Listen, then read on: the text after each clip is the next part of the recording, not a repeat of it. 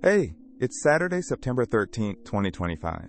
I've got 3 immigration stories to share that I think you'll find interesting.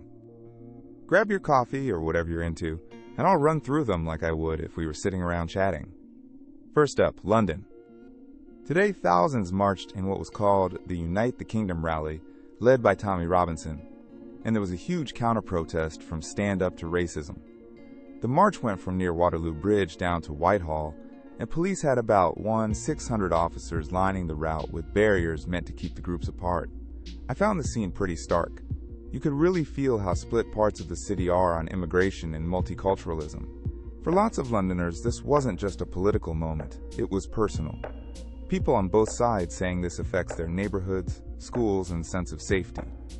Seeing that many officers and barriers makes real how tense this all is, and why these rallies matter to everyday people.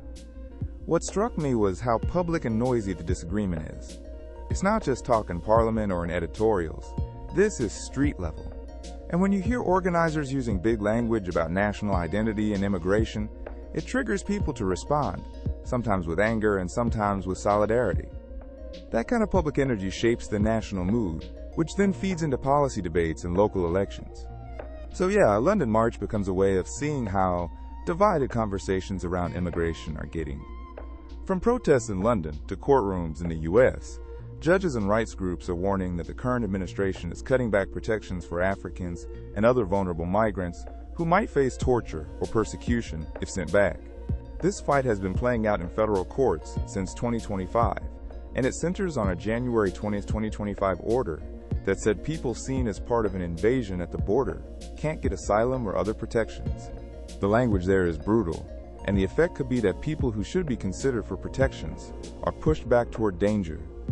What's happening is that legal safeguards that used to block deportation to places where someone might be tortured are being narrowed, and judges are trying to push back. Rights groups warn that this isn't just a policy tweak. It can have life or death consequences for people fleeing violence. There's a lot at stake in those court cases, and if rules get tightened further this year, we could see more people deported without the checks that are supposed to protect them. And then there's that big story out of Georgia that ties enforcement to global business. ICE raided a battery factory under construction on Hyundai's campus near Savannah.